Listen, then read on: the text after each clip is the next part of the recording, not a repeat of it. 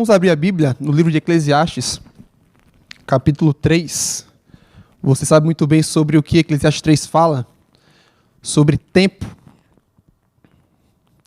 Eclesiastes, capítulo 3. Eclesiastes foi um livro escrito por Salomão. Salomão, rei de Israel, foi o último rei do Reino Unido de Israel, quando as 12 tribos ainda eram juntas, filho de Davi.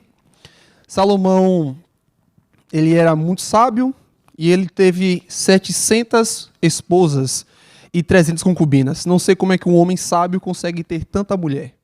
Eram 1000. Uma só já dá trabalho, imagine você ter 1000 esposas, né? Falo isso porque a minha também está ali, depois ela resolve comigo. Mas ele teve 1000. 700 esposas, 300 concubinas. Essas mulheres foram a ruína de Salomão. Salomão, ele virou idólatra porque ele muito amava aquelas mulheres, talvez não todas, mas algumas, e ele queria compartilhar da fé delas. E ele começou a adorar outros deuses, e ele se afastou cada vez mais do caminho do Senhor, e ele oferecia sacrifício a esses deuses. Salomão perverteu por completo seu caminho. E na Bíblia, pelo menos na parte histórica, não relata o arrependimento de Salomão. Não diz assim, Salomão foi, adorou outros deuses e em algum momento ele se arrependeu. Mas Salomão está lá na galeria dos heróis da fé, Hebreus 11, e o seu arrependimento não é um arrependimento mostrado na história, mas é um arrependimento mostrado de dentro para fora. Ele expressa aquilo que vai no seu coração, no livro de Eclesiastes. Ele buscou sabedoria, buscou riquezas, buscou a loucura, ele buscou tudo isso. E ele define que tudo isso é vaidade. Tudo isso é correr atrás do vento. Eclesiastes mostra um Salomão já velho, mas um Salomão arrependido. Um Salomão que sabe qual é o caminho que se deve trilhar. E ele resume o livro. A suma de tudo isso é: adore a Deus. Se você quer felicidade, felicidade verdadeira é isso, adorar a Deus. Mas aqui em Eclesiastes 3, no verso 1, olha só o que Salomão diz. Tudo tem o seu tempo determinado, e há tempo para todo propósito debaixo do céu.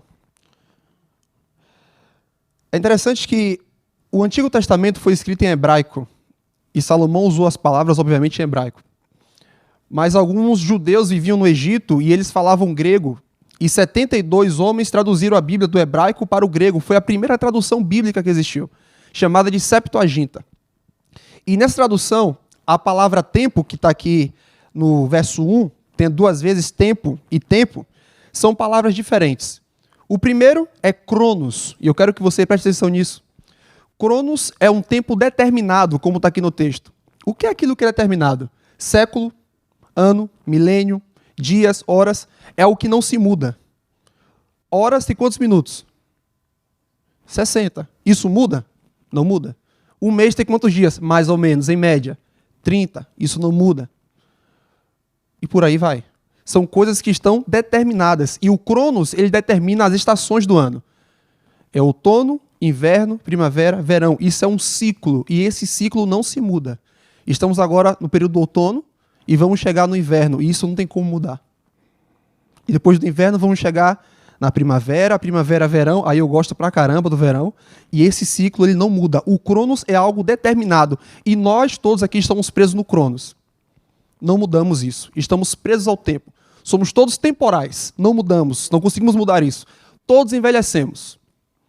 É só você pegar uma foto sua de 10 anos atrás e você ver que você não é a mesma pessoa. Eu continuo bonito, mas não sou mais o mesmo. Muita coisa mudou. Muitas cicatrizes foram feitas. Esse é o Cronos. Não tem como a gente mudar. A segunda palavra, o segundo termo tempo aí é kairos. Kairos, por sua vez, é um tempo que é momento ou oportunidade. E aí, quando ele vai falar sobre tempo, a partir do verso 2 até o verso 8, é tudo kairos. Há kairos para viver, kairos para morrer. Ou seja, você tem um momento de viver, um momento de morrer. Momento de brigar, momento de não brigar. Tudo você tem um momento. Então, dentro desse grande ciclo que é o Cronos, que é a sua vida, que são os séculos, que são os dias, as horas, os minutos, segundos, você tem momentos. Você tem pequenos ciclos. Você tem um ciclo do Fundamental 1, Fundamental 2, ensino médio, faculdade, trabalho, aí vai para outra associação, depois vai para outra, depois vai para outra. São ciclos. Eu lembro dos meus ciclos da vida, né? Até porque a vida é minha, eu sei muito bem como foi que aconteceu. Terminou o ensino médio, eu trabalhei em uma empresa que fazia farol e lanterna para Ford, foi o meu primeiro ciclo industrial. Saí, fui comportar, o primeiro ciclo da comportagem, fui estudar, ciclo de 6 anos, tentando concluir teologia. Quando vim para o Paraná, IAP, foi o meu ciclo totalmente novo, quando vim para o sul do país. Tudo ciclos, são ciclos. E a gente precisa entender que alguns ciclos, eles precisam ser finalizados. Precisam ser encerrados. E começar os novos ciclos. E a gente tem dificuldade de abandonar aquilo que... Alguns ciclos a gente tem dificuldade de deixar, de abandonar o que é necessário. O Kairos. A gente precisa mudar algumas coisas. A gente precisa viver novos ciclos, conhecer novas pessoas, viver novas ideias. Mas de tudo isso, olha só que interessante. De tudo isso, Juízes, não precisa abrir, ele tem um ciclo vicioso onde o povo estava com Deus, se afastava de Deus, orava, Deus levantava um libertador, que eram juízes, foram 14 juízes. Esse ciclo vicioso fazia com que o povo muitas vezes ficasse oprimido pelo inimigo. No tempo que Sansão foi levantado, foram 40 anos sendo oprimido, um ciclo enorme, um tempo enorme. No tempo de Jefté foram 18 anos, com Gideão 7 anos, o povo sendo oprimido. Mas é interessante que com 3 juízes, ou todos os juízes, mesmo sendo uma opressão grande, um tempo grande de opressão, Deus levantava um libertador. E esse libertador era um tipo de Cristo. Seja Jefté, Sansão, seja Gideão, eles eram um tipo de Cristo. Alguém que era levantado no momento oportuno, no Kairos oportuno. No Novo Testamento a gente encontra a mulher do fluxo de sangue. Quantos anos ela sofria? 12 anos. A gente encontra também um paralítico, perto ali do tanque de Betesda. Quantos anos ele sofria? 38 anos. Sabe o que é mais interessante? 12 anos uma mulher sofrendo, 38 anos o homem sofrendo. Ambos se encontram com Cristo. E aquele ciclo de sofrimento, ele termina. O que eu quero dizer é que talvez alguém aqui, funcionário da C, está passando por um ciclo de dificuldade. E talvez aqui até os seus próprios colegas de trabalho não conseguem ver isso. Mas o Deus que tudo vê consegue ver a tua causa. E assim como ele interferiu no tempo do Antigo Testamento com os juízes, interferiu no Novo Testamento, ele mesmo em pessoa, ele vai interferir na tua causa. Ele não vai permitir que esse ciclo ruim continue, mas talvez esse ciclo seja necessário para moldar o seu caráter. Lembre que muitas coisas são modificadas com tempo, com pressão. O diamante, a pérola, tudo isso vem a partir da pressão, do tempo, a borboleta. É necessário você passar por isso. Mas não vai ser para sempre. Porque o nosso Senhor ele vai interferir na sua causa. E nós acreditamos, Daniel 12 fala que haverá um tempo de angústia, qual nunca houve antes. Um kairós de angústia, um momento de angústia.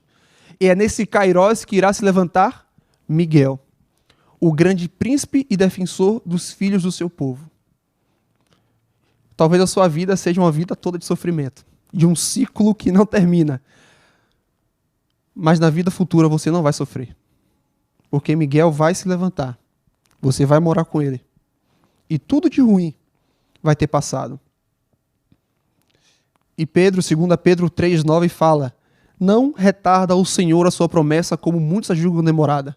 Pelo contrário, ele é longânimo para convosco, não querendo que nenhum pereça, mas que todos cheguem ao arrependimento.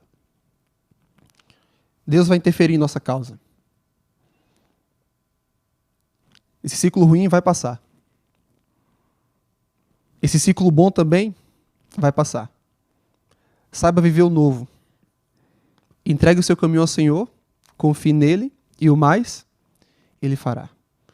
Quantos querem entregar o seu tempo a Deus nessa manhã? Deixa eu ver suas mãos. Amém. Então vamos orar? Fique em pé para orar comigo.